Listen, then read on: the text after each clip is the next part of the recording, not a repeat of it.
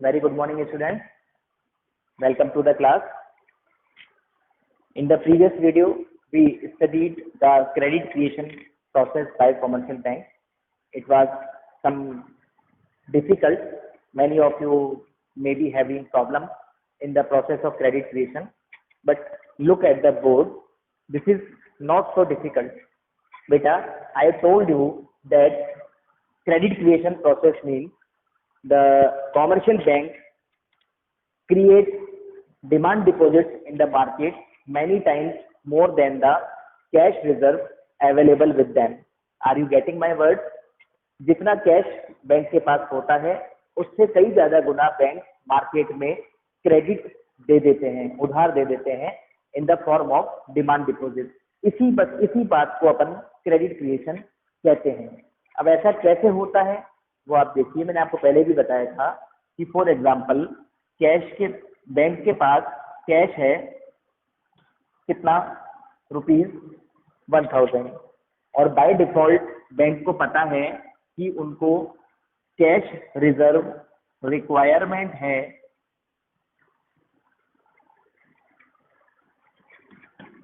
कितना,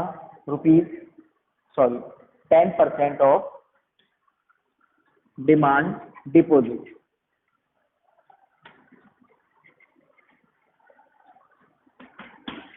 अब आपको थोड़ा दिमाग लगाना है कि 10% ऑफ डिमांड डिपॉजिट का मतलब क्या है। इसका मतलब यह है कि जितने भी डिमांड डिपॉजिट होते हैं बैंक के पास उसका 10% ही कस्टमर विड्रॉ करते हैं। यानी कि अगर बैंक के पास 10,000 का डिमांड डिपॉजिट है फॉर एग्जांपल, तो बैंक को सिर्फ 1,000 रुपए कैश रखने की जरूरत है, क्योंकि 10,000 का 10% कितना होता है, 1,000। तो अब निकालेंगे कैसे कि कितना डिमांड डिपॉजिट बैंक क्रिएट कर सकती है। तो उसका भी मैंने आपको फॉर्मूला लिखवाया था, वो है cash reserve upon cash reserve requirement. आप कंफ्यूज होते हो तो यहाँ रिजर्व मत लिखो, cash upon cash reserve requirement into 100। जैसे फॉर एग्जांपल अपने बैंक के पास 1,000 रुपीज कैश है और रिजर्व रिक्वायरमेंट 10 है, तो 10,000 का डिमांड डिपॉजिट बैंक क्रिएट कर सकते हैं। ठीक है, बस यही क्रेडिट क्रिएशन प्रोसेस है। इसको बुक में थोड़ा स्टेप बाय स्टेप समझाने की कोशिश की गई है, जिसमें आप कंफ्यूज हो रहे हो। ये तो आप लोगों को क्लियर है। मैं इसको डिलीट कर रहा हूं। अब आप देखिए कि बुक में जो प्रोसेस समझा रखी है वो कैसे चलती है। बुक में आपको ऐसे समझा रखा है, देखिए round first, round mean step, कि कैसे 1,000 के कैश से बैंक ने 10,000 रुपए का डिमांड डिपॉजिट क्रिएट कर दिया। ये ऐसे कई राउंड्स चलेंगे, सिर्फ 3 ही राउंड नहीं है। तो बैंक ने आपको क्वेश्चन में समझाया रखा है कि सबसे पहले बैंक को डिपॉजिट मिला 1,000 रुपीज का। Are you getting me? अब बैंक के पास जो ये डिपॉजिट है ये किस फॉर्म में आया था, कैश के फॉर्म में। तो बैंक के पास कैश भी कितना है, ₹1,000। अब बैंक क्या करेगा, इस कैश में से उसको 10% कैश रिजर्व रखना पड़ेगा। कितना कैश रिजर्व रखना पड़ेगा, 10%। तो 1,000 का अभी हमारे पास डिपॉजिट है, तो इसका 10% यानी कि बैंक को 100 रुपीज कैश रिजर्व रखना पड़ेगा। यहाँ तक समझ में आया आपको? कस्टमर ने बैंक में 1,000 रुपीज जमा कराए तो बैंक का डिमांड डिपॉजिट हो गया प्राइमरी डिमांड डिपॉजिट 1,000। तो बैंक को 100 रुपीज कैश रिजर्व रखना पड़ेगा। तो बैंक के पास एक्सेस रिजर्व कितना बचा, एक्सेस कैश कितना बचा, ये समझिए आप। एक्सेस कैश बचा 900। अब ये जो एक्सेस कैश है ना बैंक के पास 900, इस एक्सेस कैश को आप ऐसा समझिए कि बैंक लोन दे सकता है। तो बैंक अब कितना लोन दे सकता है, अब सेकंड राउंड में आ गए हम। अब बैंक 900 रुपीज का लोन दे सकता है। अभी तक बैंक ने कोई लोन नहीं दिया था। ये वाला जो डिमांड डिपॉजिट था ये तो कस्टमर ने कैश में जमा कराया था। अब बैंक ने लोन देना शुरू करा। बैंक ने 900 रुपीज का लोन दिया तो बैंक का सेकेंडरी डिमांड डिपॉजिट क्रिएट हो गया 900। अब अगर बैंक के पास एडिशनल डिमांड डिपॉजिट क्रिएट हो गया तो आप समझिए कि बैंक को इसका भी 10% कैश रिजर्व रखना पड़ेगा। Are you getting me? अभी तक पैसा खर्च नहीं हुआ हमारा, रिजर्व में रख लिए बैंक, ऐसा समझिए। तो बैंक ने क्या करा, 900 रुपए का अगर लोन दिया तो अब बैंक को 900 रुपीज का 10% कैश रिजर्व रखना पड़ेगा कि नहीं रखना पड़ेगा? रखना पड़ेगा, क्योंकि हमारा रूल क्या है कि हमें 10% ऑफ कैश रिजर्व में रखना है, क्योंकि कस्टमर 10% विड्रॉ करते हैं। तो अब हम इसका 90% यानी कि 90 रुपीज क्या करेंगे, रिजर्व में रख देंगे। अभी तक हमारा रिजर्व कितना था, 900 में से हमने 90 रुपीज और रिजर्व रख लिया, तो अब कितना बचेगा, 810 रुपीज बैंक के पास एक्सेस कैश बच जाएगा। आप ये मत सोचिए कि 900 का लोन दे दिया तो बैंक का एक्सेस कैश खत्म हो गया। आपको बताया गया है शुरुआत में ही कि बैंक कभी भी कैश में लोन नहीं देता है, बैंक डिमांड डिपॉजिट के फॉर्म में लोन देता है, तो उससे बैंक का कैश खत्म नहीं होता। बैंक सिर्फ डिमांड डिपॉजिट का 10% रिजर्व में रखना चाहता है। तो अब बैंक के पास एक्स्ट्रा कितना कैश बचा रिजर्व के बाद, 810 रुपीज। इस 810 रुपीज को थर्ड राउंड में बैंक वापस लोन दे सकता है। तो ये जो प्रोसेस है ये आगे बढ़ती रहेगी, सिर्फ 3 ही राउंड नहीं है, इसमें कितने भी अनलिमिटेड राउंड होंगे। उसके बाद टोटल डिमांड डिपॉजिट आएगा 10,000। 810 का अब बैंक के पास नया डिमांड डिपॉजिट क्रिएट हो गया, क्योंकि बैंक ने फिर लोन दे दिया। पहले 900 का लोन दिया, अब 810 का लोन दिया। इस 810 के लोन में से भी बैंक को, क्योंकि ये डिमांड डिपॉजिट है, तो इसका 10% अब बैंक को कैश में बचा के रखना पड़ेगा, कैश रिजर्व बचा के रखना पड़ेगा। ये हमारा इनिशियल कैश था, इसमें से 100 रुपए बचाए, 900 बचे, 900 में से 90 फिर रिजर्व बनाना पड़ा, तो 810 बचे। अब 810 में से 81 फिर से रिजर्व रखना पड़ेगा, तो अब बचेंगे 729। इस 729 को बैंक फिर से लोन दे देगा, क्योंकि बैंक के पास एक्सेस है। अब 729 लोन दे दिया तो इसका 10% फिर रिजर्व रखना पड़ेगा, 72.9। अब इसको वापस से माइनस कर दो आप, 729 minus 72.9,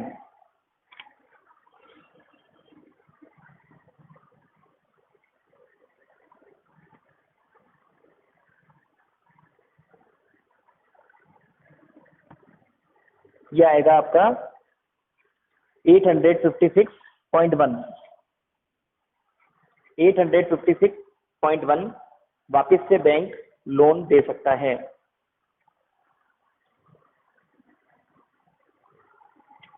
now this process will continue. Fifth stage में 856.1 का 856 नहीं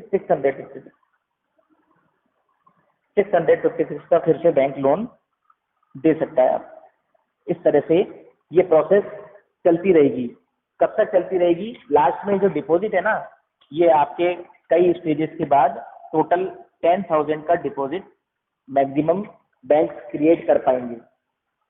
अब आपको समझ में आया ये प्रोसेस कैसे चलती है? तो आपको बस 3 स्टेप्स तक ही याद रखना है, उसके बाद आपको लिख देना है this process will continue till maximum demand deposit bank can create ₹10,000। और वो कैसे निकालते हैं मैंने फॉर्मूला आपको बता ही दिया। आज हम पढ़ेंगे CRR एंड क्रेडिट मल्टीप्लायर। हमने प्रोसेस पढ़ ली क्रेडिट क्रिएशन की, अब मैं आपको समझाने जा रहा हूं कि CRR क्या होता है। CRR अभी हमने पढ़ा, cash reserve requirement, cash reserve ratio. CRR is decided by, it is a rate which is decided by Reserve Bank of India। इस रेट के अकॉर्डिंग कॉमर्शियल बैंक को अपने डिमांड डिपॉजिट का परसेंटेज, कुछ परसेंटेज RBI के पास deposit करना पड़ता है, उसको बोलते हैं अपन cash reserve ratio. In India, I am reading from the book, in India CRR is determined not by the commercial bank themselves but by the RBI, therefore it is called legal reserve ratio, याद रखें आप। Also the commercial bank are required to keep the stipulated legally required cash reserve not with themselves but with the RBI. Of course, the bank can keep excess reserve as vault cash with themselves. Bank अपने पास access reserve चाहे कितना ही रखें, मगर CRR जो है वो bank को RBI के पास जमा करवाना पड़ता है। अभी तक की लैंग्वेज से ये हमें मालूम पड़ रहा है। और वो किसकी परसेंटेज पे निकाला जाता है? Demand deposit. अगर मान लीजिए सीआरआर 4% है, तो बैंक के पास जितने भी डिमांड डिपॉजिट है उसका 4% कॉमर्शियल बैंक्स को आरबीआई के पास जमा करवाना पड़ेगा। Once CRR is known as fixed by the RBI, we can find out credit multiplier or the number of times the commercial bank can create credit per unit of their cash reserve with the RBI. तो banks कितना credit create कर पाएंगे, ये अब हम पढ़ने जा रहे हैं। फॉर्मूला सेम ही है, वही मैक्सिमम डिमांड डिपॉजिट वाला, और हम अब पढ़ेंगे कि क्रेडिट मल्टीप्लायर क्या होता है। Credit multiplier is found in terms of following equation, K is equal to 1/CRR। Credit multiplier का फॉर्मूला है 1/CRR।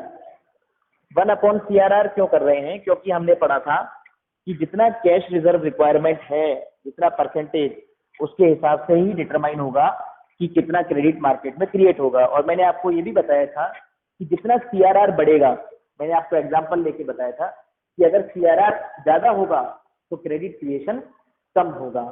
तो इसलिए जो क्रेडिट मल्टीप्लायर है और सीआरआर है वो इनवर्सली रिलेटेड है। इनवर्सली रिलेटेड है तो इसका फॉर्मूला बनेगा 1/CRR। क्रेडिट मल्टीप्लायर को शॉर्ट में कहते हैं के।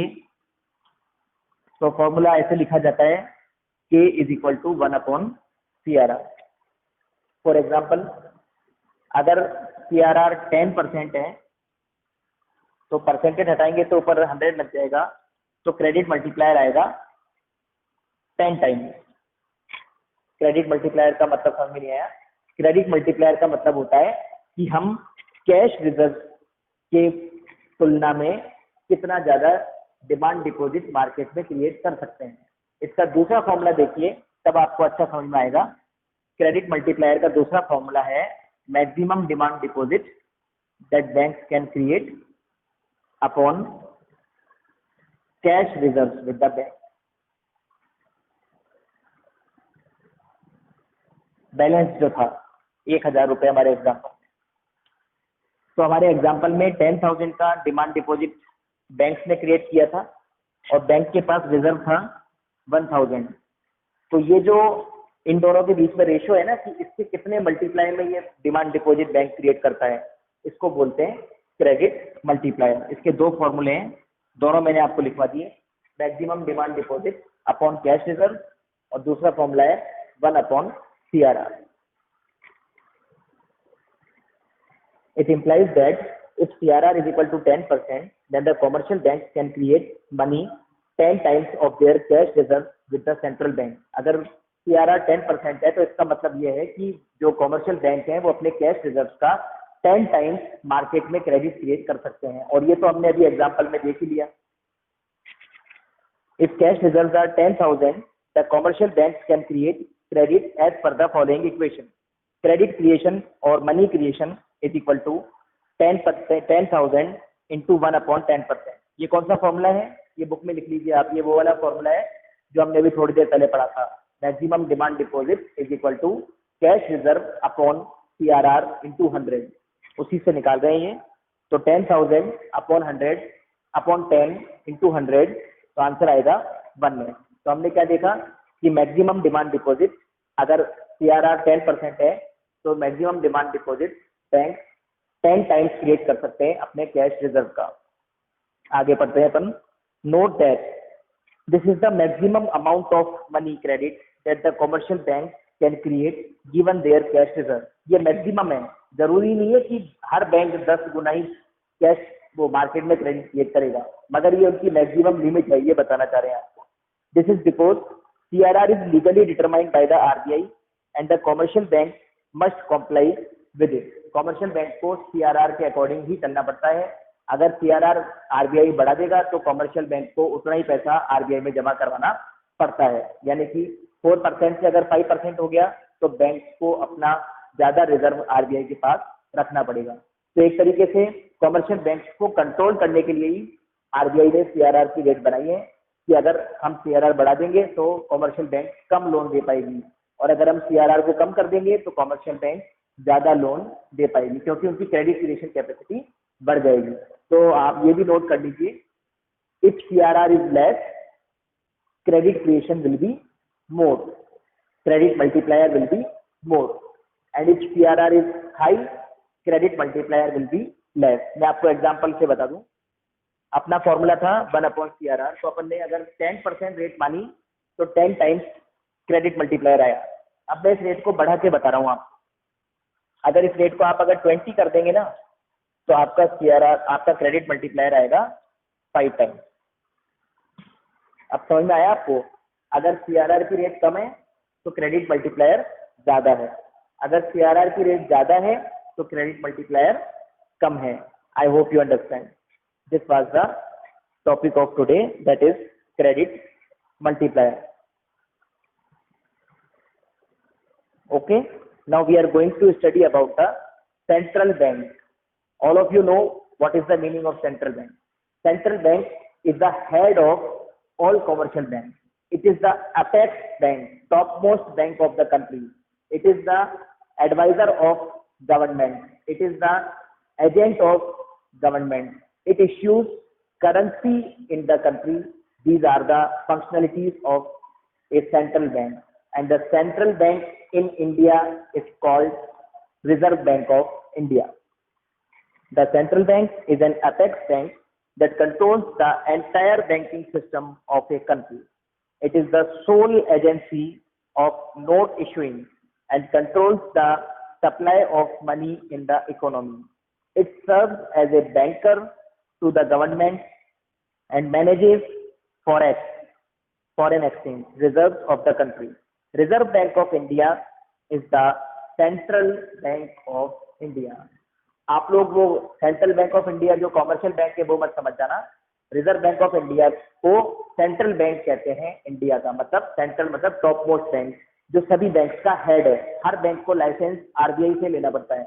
आरबीआई किसी भी बैंक को बंद कर सकती है, किसी भी बैंक का लाइसेंस कैंसिल कर सकती है, मगर अब आरबीआई का जो रोल है वो थोड़ा लूज हो गया है, मतलब उसको ज्यादा स्ट्रिक्ट नहीं रखा गया है, जिससे कि कॉमर्शियल बैंक अपने फ्लेक्सिबिलिटी से चल सके और इकोनॉमी देश की सही रहे। पहले आरबीआई का बहुत स्ट्रिक्ट रोल था, अब आरबीआई का रोल फैसिलिटेटर में चेंज हो गया है। ये सब बातें भी हम पढ़ेंगे। Indian economic development, this was because of liberalisation to improve the business, to grow the business. RBI is now the facilitator, but instead RBI has the power. RBI issues circulars, RBI issues orders, and all the orders and circulars of RBI are to be followed by the commercial bank carefully. Commercial banks cannot deny the rule made by RBI. Commercial banks have to follow RBI. We can say in simple words that RBI is the father of commercial bank.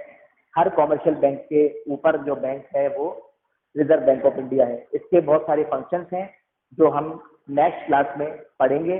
आपको यहाँ तक पढ़ना है और आपको credit creation का अच्छे से नोट्स बनाने हैं। आपको मैंने पहले ही कहा, जितने भी अनसॉल्व्ड पीछे क्वेश्चंस हैं वो भी आपको करने हैं टाइम टू टाइम, जैसे मैं पढ़ाते जा रहा हूँ आपको करने हैं। आपको होमवर्क अपना पोस्ट करना है ग्रुप के अंदर। Have a good day, thank you.